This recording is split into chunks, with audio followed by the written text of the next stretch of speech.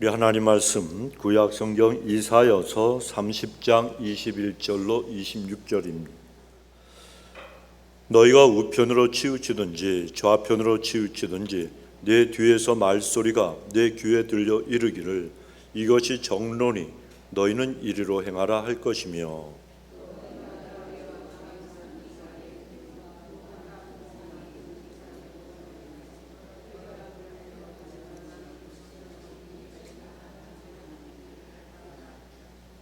내가 땅에 뿌린 종자에 주께서 비를 주사 땅 소산에 곡식으로 살찌고 풍성케 하실 것이며, 그날에 너희 가축이 광활한 목장에서 먹을 것이요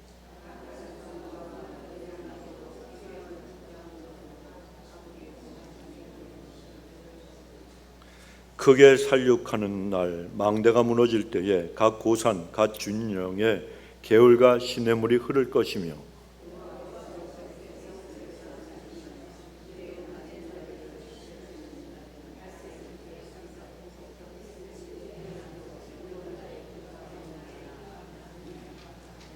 아멘. 자, 우리 하나님 어떠하신 분인가 손을 들고 우리 믿음으로 크게 외치고 우리 한번 선포합시다. 시작. 하나님은 엘샤다이 하나님, 전능하신 하나님, 문제보다 크신 하나님, 대적보다 크신 하나님, 하나님은 모든 것을 하실 수 있습니다. 아멘. 여러분, 감옥에 혹시 가보신 분들 계세요? 꼭 감옥에 간다 그래서 잘못해서 가는 사람들, 그런 사람들만 있는 것이 아니고 실수하거나 아니면 억울한 일을 당해서 그런 곳에 갇히는 그런 분들도 있습니다. 그런데 여러분, 사연이냐 어떻든 감옥에, 그것도 독방이 있어요. 혼자 거하는, 갇혀있는 그 독방에 있는 사람들이 가장 괴로워하는 큰 고통을 느끼는 것이 있다고 합니다. 그것은 고독이라고 하는 거예요. 고독. 그러니까 아무도 없는 독방, 아무도 없는 그 빈방을 홀로 지켜야 되는 그 고독은 정말 사람이 극복하기가 굉장히 힘들다 그래요. 그래서 이 독방에 갇혀있는 이 죄수들은 가끔씩 그 복도로 간수, 교도관들이 지나가면서 몇 번 하고 자기의 번호를 갖다가 불러주는 걸 얼마나 기대하는지 모른대요.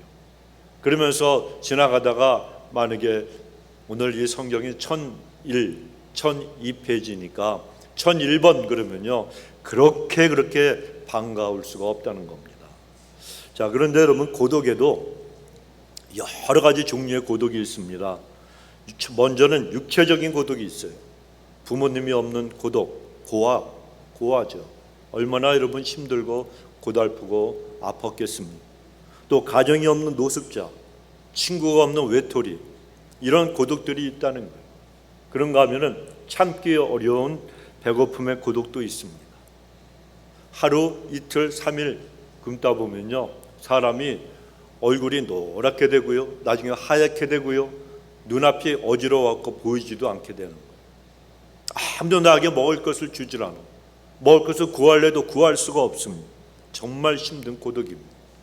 또 그런가 하면은 병고에 시달리는 고독도 있고요, 또 사람이 나이가 들고 몸이 늙어가면서 나에게 사랑을 베풀어주고 관심을 갖다가 가져다 주던 사람들이 하나씩 둘씩 이 세상을 떠나고 자신의 늙음을 갖다가 의식하게 되는 늙음의 고독이라는 것도 있다는 겁니다. 여러분, 생각해 보십시오. 나와 함께 삶을 갖다 나누고 그리고 나를 갖다 사랑해주고 또 내가 사랑했던 사람들이 한 명, 두 명 떠나갈 때 여러분, 우리가 얼마나 슬프고 안타깝겠습니까? 그리고 또 우리가 그때 느끼는 것이, 저분들이 떠나는 것처럼 나도 갈 날이 있겠구나. 내가 내 인생의, 내 생명의 주인이 아니로구나. 이걸 느끼게 되는데 그때 오는 고독도 있다는 겁니다. 또 자신의 무능함을 갖다가 깨닫게 되는 고독도 있죠. 소외감을 느낄 때 고독도 있습니다. 또는 사랑하는 사람마저 나를 갖다가 알아주지 않을 때 느끼는 고독도 있고, 또 심지어는 대통령 같은 지도자가 갖는 정상의 고독들도 있습니다. 그런데 우리 미국의 대통령은 그런 고독을 느낄 틈도 없을 것 같아요. 하여튼 인간이 여러분 여러 가지 그 고독을 느끼며 아픔을 갖다 겪게 되지만, 그러나 가장 인간에게 있어서 아픈 고독은 영혼의 고독입니다. 영혼이 고독할 때, 때로 바닷물이 밀려오듯이 벅찬 은혜가 나에게 올 때는 하나님도 세상도 모두 다 내 편처럼 보여요. 또 그렇게 느껴요. 얼마나 기쁘고 행복한지 몰라요.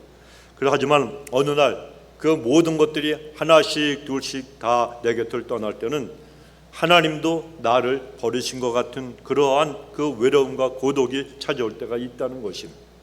그때가 우리 인생의 가장 깊은 밤이에요. 사실 물질은 있다가도 없어지고요, 인기도 여러분 올라갔다 떨어질 때도 있습니다. 내 곁에 아무도 없을 때도 있습니다. 맨날 사람들이 나만 좋아합니까? 나를 좋아하는 사람이 있으면 싫어하는 사람도 있기 마련이에요. 나 자신도 그러잖아요. 내가 누구를 좋아하지만 또 만나기를 꺼려하고 그리고 싫어하는 사람도 있을 수 있습니다. 그런데 이런 모든 것들보다도 더 깊고 그리고 아픈 그러한 그 고독은 영혼의 고독이고, 그 영혼의 고독을 느끼는 그때가 바로 내 인생의 가장 깊은 밤이라는 겁니다. 그러면 사람은 누구나 똑같습니다. 그 인생을 살아오면서, 그 짧은 인생을 살면서 사람은 다 모두가 인생의 깊은 밤을 지날 때가 있다는 거예요. 한 명도 예외가 없습니다. 그런데 우리가 인생의 이 깊은 밤을 지날 때라도 우리가 꼭 기억하고 간직해야 될 사실은, 우리 하나님은 우리 곁을 떠나지 않고 늘 돌봐주고 계시다는 거예요. 여러분, 하나님은 이스라엘 백성들이 그 역사와 신앙생활의 그 깊은 어두운 밤을 지날 때도 그들을 한 번도 떠나지 아니하시고 인도해 주신 분입니다. 그래서 그것이 우리에게 하나님께서 주시는 메시지가 있는 거예요. 그들이 패역하고 강팍하고 하나님을 갖다가 아프게 했어도 하나님은 한 번도 그들을 버리신 적이 없다는 거, 늘 돌봐주셨다는 거. 오늘 본문이 기록된 이사야서 30장 1절에 보면 화 있을진저 패역한 자식들이여, 이렇게 말씀합니다. 또 20절에 보면 주께서 너희에게 환난의 떡과 그리고 고생의 물을 주셨다. 여러분, 환난의 떡, 고생의 물이 맛있어요? 그 물이 답니까? 그렇지 않잖아요. 이스라엘 백성들은 하나님께 크게 범죄했고, 그래서 패역한 자식이라고 불리면서 징계받아 신음을 하고 있었습니다. 환난의 떡 그리고 고생의 물을 먹어야만 했으니까 얼마나 그 고난이 심했겠습니까? 그런데 그런 상황이었으면 마땅히 빨리 하나님께로 돌아와야 되는데, 회개해야 되는데 이스라엘 백성들은 그렇게 하지 않았다는 겁니다. 그런데 이 말씀이 기록될 당시에 이스라엘 백성들은 그 아수르라고 하는 그 강대국이 있습니다. 아시리아라고 그러는데 그 나라의 괴롭힘을 받고 있었습니다. 그러니까 이들이 우리가 더 이상 견딜 수 없다, 한번 붙어보자. 그래서 아수르에게 대항하기 위해서 이스라엘 백성들은 하나님을 전적으로 의지해야만 했는데 그렇게 하지 않고 하나님을 등지고 또 다른 강대국인 애굽을 의지하면서 애굽과 손을 잡았다는 거예요. 그래서 자기들 마음대로 하나님의 마음과 하나님의 뜻과 하나님의 생각과는 반대로 애굽을 의지하고 동맹을 맺었고, 그래서 함께 힘을 합쳐서 아수르를 갖다 대항해서 싸웠으면, 승리를 거뒀으면 그나마 다행이잖아요.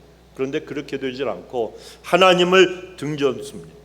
그런데 어떻게 승리를 거둘 수가 있겠습니까? 그래 아수르와의 그 전쟁에서 크게 아주 비참하게 패배하고 백성들은 완전한 절망 속에 빠지게 되고 말았습니다. 그러면 이제라도 하나님 앞에 달려와서, 하나님 정말 우리가 잘못했습니다. 내가 정말 잘못 살았습니다. 회개합니다. 그래서 이제는 내가 살아도 주를 위해 살고 죽어도 주를 위해 죽겠습니다. 고백하고 하나 앞에 두 손 들고 항복하고 돌아왔으면 얼마나 좋았겠습니까? 그러나 너무너무 강팍한 이 이스라엘은 그렇게 하지 않았다는 거예요. 바로 그러한 때에 들려온 하나님의 음성이 오늘 본문의 말씀입니다. 하나님은 오늘 본문을 통해서 이스라엘과 우리 모든 하나님의 백성들에게 똑같이 말씀하십니다. 몇 가지를 말씀하시는데, 첫째는 제발 하나님을 등지는 인생이 되지 말라는 거예요. 한번 따라합시다. 하나님을 등지지 말라. 하나님을 등지지 말라는 거예요. 그래서 오늘 이스라엘 백성들에게 말씀하시는 이 하나님 그 음성, 이 말씀이 어디서 들려오는가? 이걸 우리가 생각해 봐야 돼요. 21절에 보시면 너희가 우편으로 치우치든지 좌편으로 치우치든지 내 뒤에서 말소리가 내 귀에 들려라고 하십니다. 하나님의 음성이 내 뒤에서, 즉 등 뒤에서 들려왔다는 겁니다. 그러니까 이스라엘 백성들이 하나님 앞에서 하나님을 바라보고 살아가는 것이 아니고 하나님을 완전히 등지고 살아가고 있었다는 겁니다. 그래서 하나님 말씀하시는데 등에 대고 말씀하실 수밖에 없었던 거예요. 러시아의 문어 도스토옙스키라고 하는 사람이 있죠. 이 사람이 정말 멋있는 말을 했어요. 인간이 하나님을 등진 것은 모든 것을 등진 것이다. 여러분, 그렇습니다. 인간이 전지하시고 전능하시고 우리를 너무너무 사랑하시는 하나님을 등지면 세상의 모든 걸 등진 것이 되고 마는 겁니다. 생각해 보십시오. 연약한 인간이, 정말 티끌 같은 인생이 하나님을 등지면 어떻게 되겠습니까? 하나님을 등진 인생이 되면 그가 어디로 가야 될지 진리의 길이 보이질 않는 거예요. 내가 하나님을 등지게 되면 정말 내가 어떻게 해야 살 수 있는지, 내가 살 수 있는 생명의 길도 여러분 보이지 않게 됩니다. 내가 어디로 달려가야 희망이 있는지 이 희망도 보이지 않게 되는 겁니다. 그런데 우리로 하여금 하나님을 등지게 하는 것이 있죠. 바로 죄입니다. 죄. 아담과 하와가 하나님께 불순종하고 범죄했습니다. 그 다음부터 그들은 하나님을 등지고 숨었습니다. 그러자 하나님께서 찾아가셔서 아담아 어디 있느냐? 그를 부르셨습니다. 아담아 네가 어디 있느냐? 나는 너를 바라보고 있는데 너는 지금 어디를 바라보고 있느냐? 나는 너를 안아주기 위해서 너희 등 뒤에서 기다리고 있는데 너는 어디를 향하여 도망가고 있느냐? 나는 너를 주목하고 있는데 너는 어디를 향해서 두리번거리며 살고 있느냐? 제발 나에게 돌아오라. 이런 뜻으로 하나님께서 아담아 네가 지금 어디에 있느냐? 네 상태가 어디 있느냐? 네 상태가 무엇이냐? 이걸 묻고 계신 겁니다. 성도 여러분, 우리가 인생을 살아가다 보면 어두운 그림자가 우리 앞을 가로막을 때가 있습니까? 없습니까? 있잖아요. 그 어두운 그림자를 지워야지 그냥 내버려 두면 그 인생은 더 어두워지고 더 캄캄한 그런 어둠 속에 빠져들 뿐입니다. 그런데 그 어두운 그림자를 어떻게 지워버릴 수가 있습니까? 총을 쏩니까? 폭탄을 터뜨립니까? 아무리 그래도 그림자는 여러분 사라지는 법이 없습니다. 사라질 수가 없어요. 하지만 몸을 돌려서 태양을 바라보면 그림자는 우리 등 뒤로 다 사라지게 되어 있습니다. 마찬가지입니다. 우리가 주님을 등지고 도망갈 때는 언제나 어두운 그림자가 내 앞을 갖다 가로막고 나서게 되는 거예요. 그것이 장애물이 되고 고난이 되고 여러 가지 어려움이 됩니다. 그러나 돌이켜서 하나님을 갖다 바라보게 되면 바로 그 순간에 모든 아픔과 상처와 문제의 그림자는 다 등 뒤로 사라지게 됩니다. 여러분, 우리의 상처가 우리의 마음의 내면에 무의식 속에 있는 상처가 없는 사람이 있습니까? 없습니까? 다 있어요. 다 있어요. 과거는 흘러간 게 아니에요, 여러분. 다른 사람들은 몰라도 상처받은 나는 그 아픔과 쓴뿌리가 그냥 남아있잖아요. 그래서 어떤 사람 말 한마디에 갑자기 내가 아픔을 느끼고 고통을 느끼고 터져 나오고 혈기를 내고 내 입에서 원하지도 않는 그런 말이 나오고 내 행동이 거칠어지는 거예요. 여러분, 이것을 우리는 상처를 갖다가 치료받아야 돼요. 왜 상처를 치유받는 것이 중요하냐? 왜 내 영혼 속에 심령 속에 있는 이 어두운 그림자를 지워버리고 깨끗하게 되는 것이 정말 중요하냐? 내가 그 상처를 치료받지 않으면 남을 배려할 수가 없는 거예요. 하나님을 사랑하고 하나님의 은혜로 고침받으면 내 상처가 아물어요. 그러니까 누가 뭐라 그래도 내 심지가 단단해져서 내 영혼이 주를 위해 살아가고 내 영혼이 주를 바라보는 기쁨과 찬양이 넘치는 사람은 누가 나에게 뭐라 그래도 끄떡 없습니다. 여러분. 나 단단한 내 믿음과 나의 주님을 닮아가는 인격이 성품이 나를 지켜주기 때문에. 그런데 상처를 치료받지 못하기 때문에 그냥 부부간에도 뭐 한마디 하면 갑자기 네가 나를 우습게 여겨? 여러분, 사람은요 자기가 자기 자신을 무시하지 않으면 아무도 자기를 무시하지 않아요. 이거 꼭 여러분 기억을 하십시오. 내가 나를 무시하니까 남이 한마디 하는 게 나를 무시한 것처럼 꽃 같게 여겨지는 거예요. 만약에 그런 상태에 있는 분이 계시면 하나 앞에 다 털어놓으시고 그 은혜로 여러분의 있는 모든 상처의 그림자가 다 물러나게 되시길 주 이름으로 축원합니다. 그래서 우리는 절대 어떤 일이 있어도 하나님을 등지면 안 된다는 겁니다. 비록 우리가 죄를 지었다 할지라도 주님의 십자가를 의지하고 하나님 앞에 나와서 하나님을 바라봐야 됩니다. 사람이 문제가 아니고 문제가 아니고 먼저 하나님을 바라보지 못하는 게 내 인생의 큰 문제라는 거 꼭 기억을 하시길 바랍니다. 두 번째로 하나님은 본문을 통해서 우리에게 하나님의 용서함을 믿으라고 말씀하십니다. 무엇을 믿어요? 하나님이 나를 용서해 주신다는 거. 용서해 주신다는 거. 여러분, 오늘 본문에 이 등 뒤에서 들려온 우리 하나님의 음성은 어떤 말씀인가? 21절 중반절에 보면 내 뒤에서 말소리가 내 귀에 들려 이르기를 이것이 정로우니 너희는 이리로 행하라 말씀합니다. 자, 하나님을 등지고 도망가는 사람에게 하나님께서 음성을 들려주셨다면 어떤 말씀을 하셔야 되겠습니까? 만약에 여러분이 하나님이시라면 하나님을 등지고 막 도망가요. 너 일로 와 내가 널 용서해 줄게 그러면서 자꾸만 우리를 부르시는데도 됐다 도망만 가. 도망갈 때 그냥 갑니까? 뒤를 돌아보면서 용령 죽겠지 그러면서 도망가는 거예요. 저희 집 강아지가요, 우리 아들하고 우리 집 사람이 없고 저하고 집에 있으면요 얼마나 말을 잘 듣는지 몰라. 이리로 오라 그러면 이리로 오고 소파에 이렇게 앉아갖고 이리로 와 그러면 자기가 옆에 올라와요.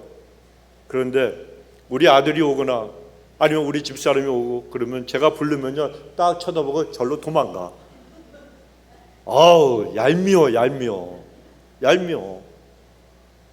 그 앉는 의자가 있어요. 거기에 소파에 앉아가지고 제가 일로 와 그러면요 딱 쳐다보고 오는 것 같은데 싹 돌아서 가지고 자기 엄마 쪽으로 가버려요. 걔가 깎아를 줄래도 안 줄라 그래. 그런데 마음이 약해갖고 또 그 간식을 갖다 주는데 강아지도 그래요. 근데 사람은 더해요, 여러분.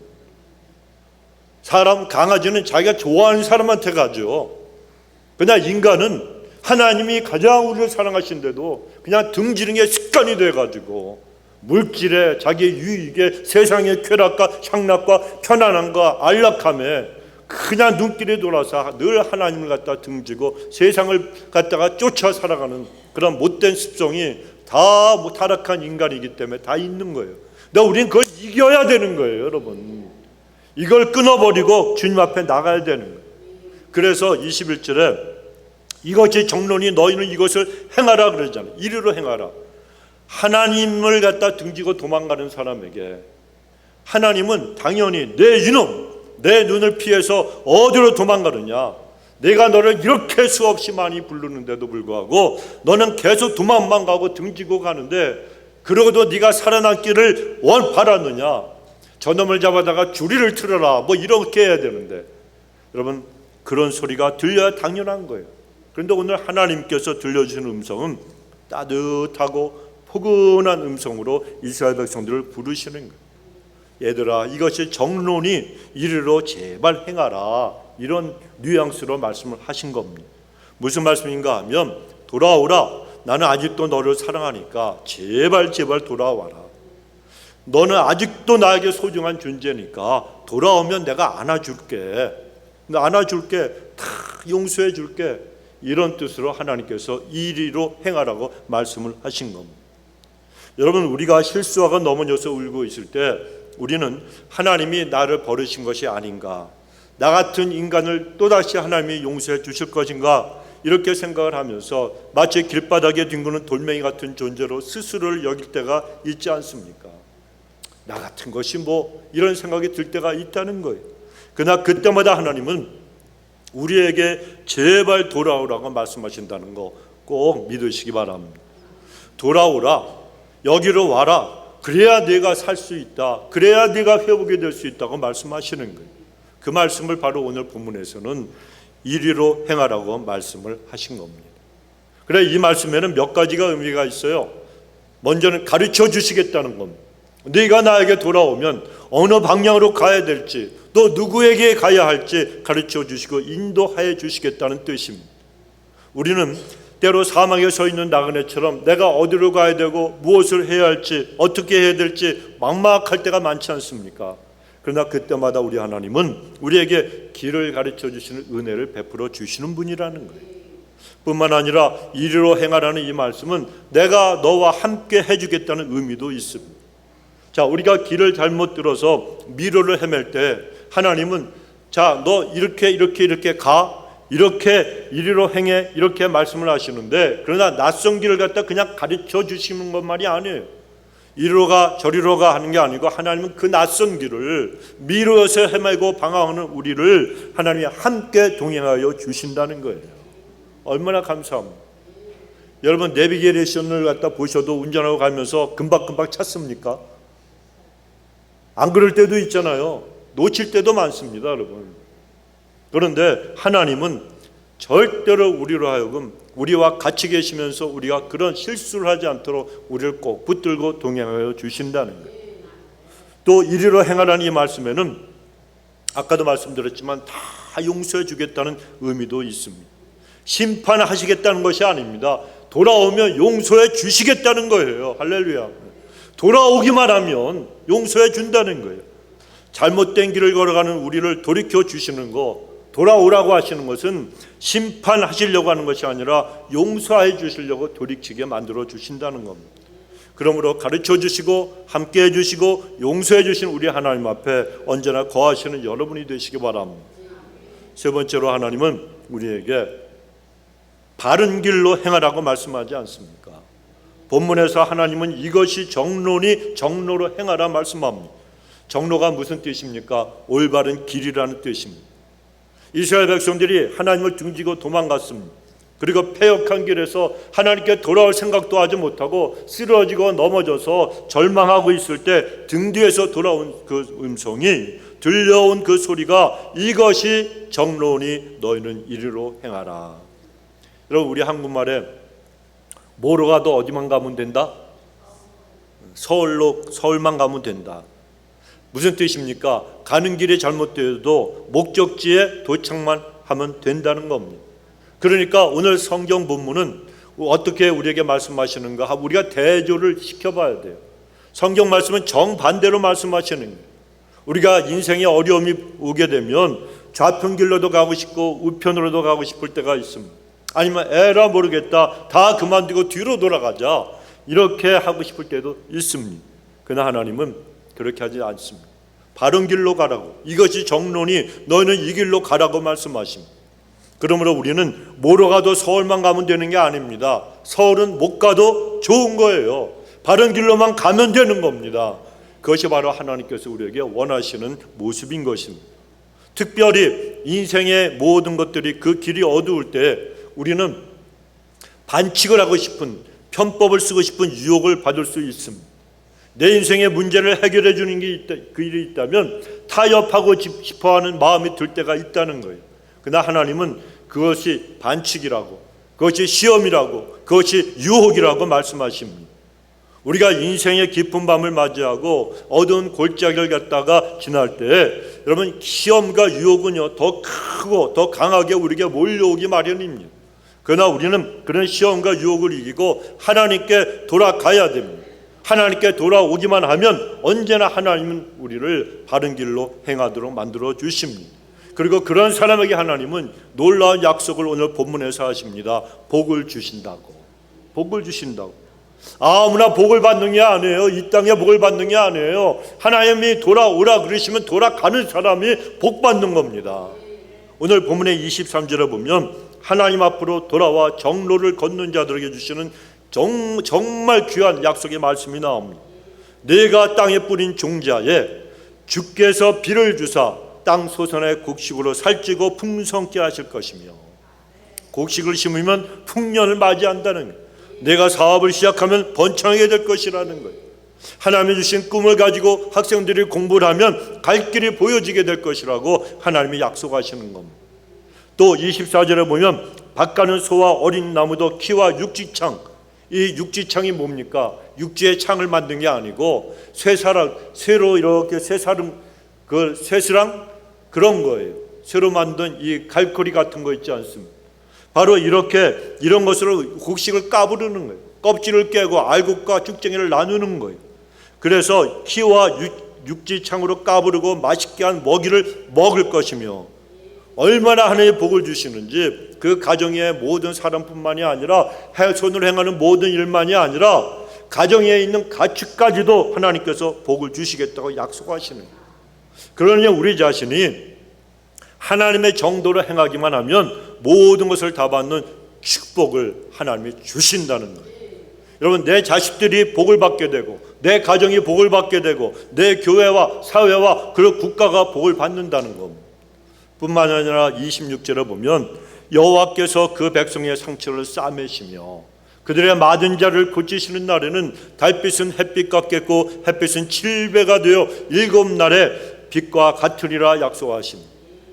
표준 세번역 번역으로 이 말씀을 갖다 읽어보면 그 뜻이 더욱 선명해집니다. 주께서 백성들의 그 상처를 싸매 주시고 매맞아 생긴 그들의 상처를 고치시는 그날에 달빛은 마치 햇빛처럼 밝아지고 햇빛은 7배나 밝아져서 마치 7날을 갖다가 한데 모아놓은 것 같이 밝아질 것이다. 하나님께 돌아오기만 하면 하나님의 모든 상처를 싸매 주시고 치료해 주시고 어두운 음지 속에 그 안에서 숨기고 괴로워하며 고통당하던 그 인생이 환하게 7배나 밝아진 그런 인생이 되어서 살아갈 수 있다고 이 놀라운 약속을 하나님께서 하고 계시다는 거예요. 여러분, 환하게 인생을 살아야지 무슨 쥐구멍에 들어가서 여러분 쨍하고 해 뜰 날 돌아온단다. 이 노래만 그 쥐처럼 그 안에 들어가서 부르고 언제 해가 뜨나 언제 해가 비치나 이것만 기다리고 있겠습니까? 하나님께 돌아오기만 하면 내 인생이 항상 밝은 거예요. 환한 거예요. 항상 기쁜 거예요. 여러분, 세상을 이기는 기쁨과 행복을 하나님이 주시기 때문이에요.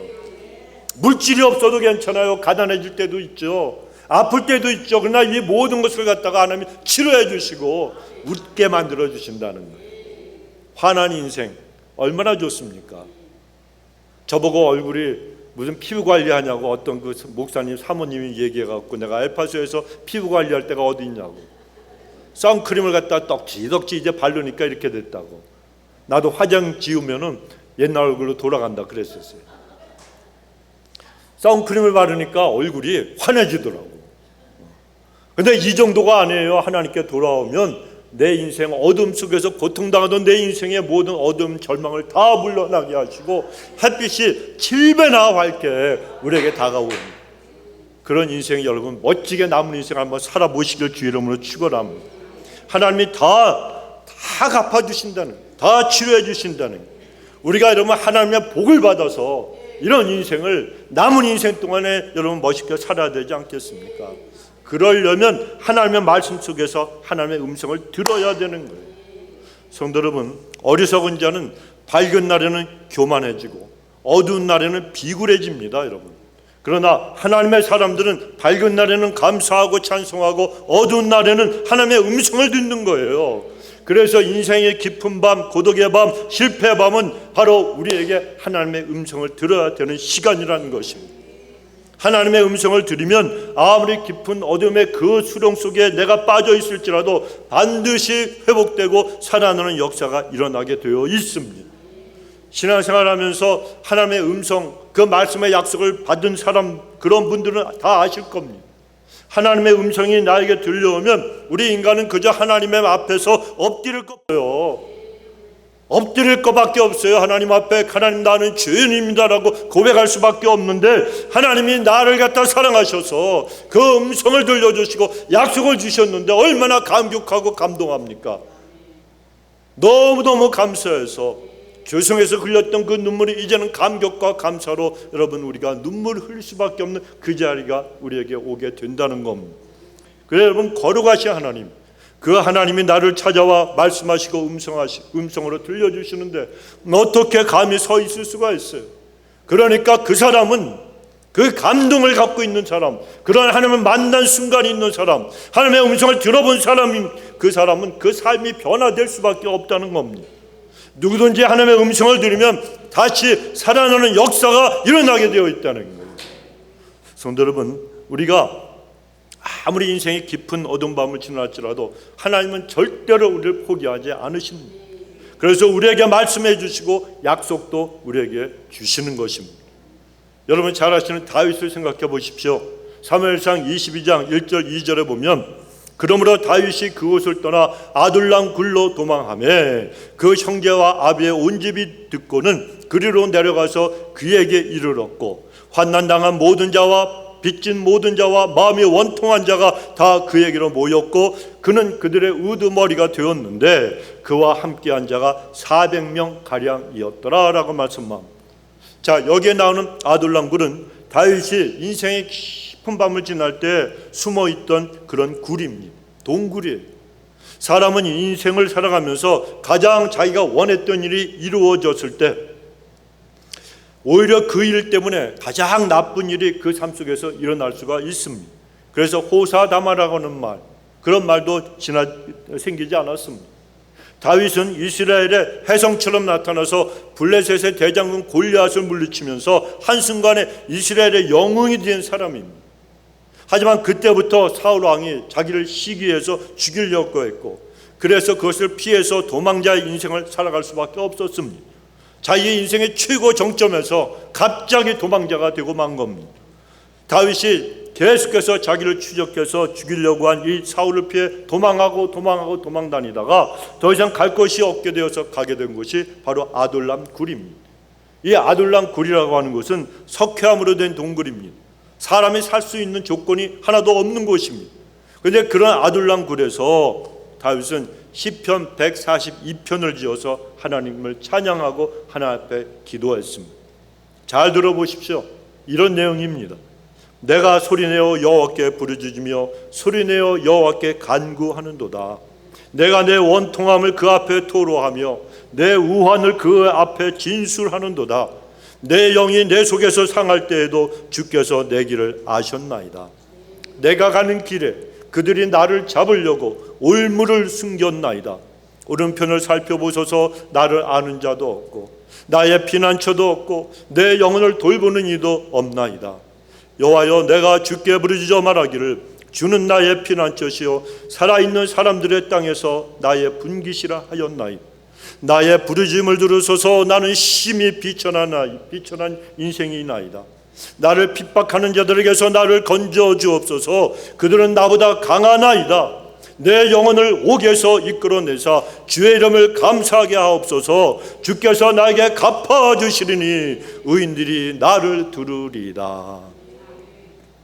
더 이상 피할 것도 없고 마치 지옥에 떨어져 있는 그런 심령으로 그 아둘람 굴에서 이 다윗은 피를 토하는 심정으로 하나님, 제가 너무너무 억울합니다. 너무 원통합니다. 피난처도 없고 나를 도와줄 사람도 없습니다. 피를 토하고 그리고 정말 가슴을 찢는 심정으로 하나님 앞에 호소한 것입니다. 그런데 그곳에 다윗이 있다는 소문을 듣고 환난당한 자들, 빚진 자들, 마음이 원통한 자들 400명이 다윗에게로 모여들기 시작을 했습니다. 그리고 이 사람들이 후에 다윗이 왕이 되어 살아가는 모든 날 동안 함께하는 다윗의 충성스러운 신하가 되었다는 거예요. 다윗은 진정으로 자기와 함께하는 충성스러운 그 사람들을 바로 어디에서 만났어요? 인생의 가장 깊은 곳인 바로 그 아둘람 굴에서 만나게 되었다는 겁니다. 사랑하는 성도 여러분, 여러분이 인생의 깊은 밤을 지나고 있으시다면 여러분에게도 다윗과 같은 아둘람 굴이 반드시 있어야 됩니다. 인생에 더 이상 피할 것이 없어서 마지막으로 달려가는 그 자리, 그 아둘람 굴이 여러분에게도 있어야 한다는 겁니다. 하나님은 그 자리에서 여러분의 이름을 불러주시고 음성을 들려주시고 여러분을 위해서 일하시고 분명히 준비하고 계실 것입니다. 다윗이 아둘람 굴에서 그와 마음을 나눌 수 있는 평생의 동역자들을 만난 것처럼 실패와 고난의 자리인 여러분의 그 아둘람 굴이 오히려 하나님이 새롭게 여러분을 위해서 일하시는 곳이 되게 하여 주신다는 겁니다. 그러므로 아무리 인생의 깊은 밤을 내가 지나고 있을지라도, 그래서 지금 아픔과 고통과 위기를 당하고 있을지라도 인생의 깊은 밤에 내가 하나님의 손에 잡히기만 하면 그 위기는 하나님이 주시는 가장 큰 기회로 반드시 바뀌어지는 것을 꼭 믿으시기를 바랍니다. 그런데 다윗이 있던 이 아둘람 굴은 광야에 있는 굴입니다. 광야는 히브리어로 미드바르라는 말입니다. 이 미드바르라, 이 말씀의 뜻을 갖고 있는 이 다바르라는 말이 있는데 거기에서부터 파생된 말이에요. 그러니까 이것을 다 합쳐서 말씀을 드리면 광야는 하나님이 살아계신 말씀을 듣는 곳이라는 거예요. 광야, 내 인생의 그 광야, 너무너무 힘들고 어려운 환경, 여러분 이게 문제가 아니라는 거예요. 나는 이제 죽었구나, 광야에서 나는 완전히 망한 인생이 되었구나가 아니고 그곳에서 하나님께서 이 모든 광야를 나에게 허락하신 이유는 너희가 하나님의 말씀을 들으라는 거예요. 말씀을 붙들라는 거예요. 하나님의 음성을 들으라는 거예요. 그러면 그것이 아둘람굴이 되어서 다윗에게 놀라운 축복이 그 굴 안으로 몰려드는 것처럼 하나님이 광야에서 너희를 축복해 주신다는 거예요. 누구나 인생은 여러분 이 아둘람굴, 이 광야를 거쳐야 돼요. 하지만 하나님이 광야로 우리를 인도하실 때에 거기서 나는 죽었습니다, 나는 자포자기하고 절망 속에 빠져서 하나님을 계속해서 등지는 인생은 죽을 수밖에 없고 망할 수밖에 없습니다. 딱 두 종류입니다. 사람은 누구나 광야를 통과하게 되어 있습니다. 그러나 그 광야에서 하나님을 만나지 못하고 하나님의 말씀을 붙들지 못한 사람은 망하고 파멸밖에 없어요. 그러나 그곳에서 하나님, 나는 다 내려놓습니다. 내 인생은 아무것도 남은 것이 없습니다. 그러나 이제 하나님 광야에서 주의 음성을 기다립니다. 나를 도와주옵소서. 하나님의 음성을 기다리고 약속의 말씀을 기대하는 사람에게는 하나님은 살아계셔서 반드시 여러분을 살리는 말씀을 주신다는 거예요. 이 말씀 붙들고 우리가 일어나는 겁니다. 그러면 하나님은요, 환경을 한순간에 다 바꿔주시는 거예요. 대적보다 크신 하나님, 문제보다 크신 하나님이 능력으로 역사해 주시는 게 그냥 되는 게 아니라는 거예요. 여러분, 광야에서 하나님의 말씀을 붙들 때 그 놀라우신 전능하신 하나님의 손길이 우리를 위해서 역사하신다는 겁니다. 그래 여러분, 우리는 다윗에게서 배워야 됩니다. 다윗은 광야인 이 아둘람굴에서 하나님의 말씀을 듣고 경험하며 그곳에서 어떤 상황에서도 하나님만을 찬양하기로 그의 마음을 확증하고 확증했습니다. 우리도 그렇습니다. 인생의 가장 어두운 밤을 내가 맞이하더라도 실패가 실패로 끝나지 않도록, 내 지금 당하는 고통과 억울함이 그것으로 끝나지 않도록 우리도 아둘람굴로 들어가야 하는 거예요. 우리는 그 어둠 속에서 빛 되시는 주님을 만나게 될 것입니다. 그러면 우리 성도님들이 절망의 자리에서 하나님께서 여러분에게 주시는 말씀에 귀를 기울이십시오. 그리고 다윗처럼 오히려 더 좋은 것으로 채워주시기를 원하는 하나님을 의지하시기 바랍니다. 주님, 제가 생각하기에 이곳은 정말 나에게 절망의 자리이고 실패의 자리이고 망하는 자리라고 생각했습니다. 하지만 이제 이곳에서 믿음으로 다윗처럼 주님을 바라봅니다. 나의 절망의 자리를 영광의 자리로 바꾸시는 하나님의 능력만을 의지합니다. 하나님, 나에게도 말씀하여 주시옵소서. 여러분 기도하시길 바랍니다. 무슨 일이 있어도 그래서 하나님을 등지지 마시고 하나님이 여러분을 용서해 주신다는 사실을 꼭 믿으시고 언제나 하나님이 원하시는 정로대로 행하심으로 우리 하나님이 약속하신 그 모든 축복을 대대로 받아 누리는 은혜가 함께 하시길 주 이름으로 축원합니다. 기도합시다. 좋으신 우리 하나님, 연약한 인생인지라 하나님, 저들을 생각하는 것이 죄이고 죄를 먹고 마시며 살아가고 마음속에 하나님을 두기를 싫어하면서도 하나님, 그것이 얼마나 큰 범죄인가를 깨닫지도 못하고 늘 하나님을 등지고 살아왔던 저들의 모습을 고백합니다. 하나님, 오늘 이 아침에 주의 전에 나와 귀한 말씀 받고 하나님의 약속의 말씀을 붙들기 원하오니 이제 아버지, 우리에게도 아둘람굴 그 안으로 기도의 무릎으로 들어가는 자들이 되게 하여 주셔서 하나님 주신 말씀을 꼭 받고 주의 음성을 들으며 이제는 돌이켜 하나님 앞에 나가 찬양하고 하나님을 의지하고 우리의 삶에 깃들어져 있는, 드리워져 있는 모든 그림자를 다 물리치고 언제나 환한 햇빛이 7배나 밝아지는 그날을 맞이하는 저들이 되게 하여 주시옵소서. 감사드리옵고 예수님의 이름으로 기도드리옵나이다. 아멘.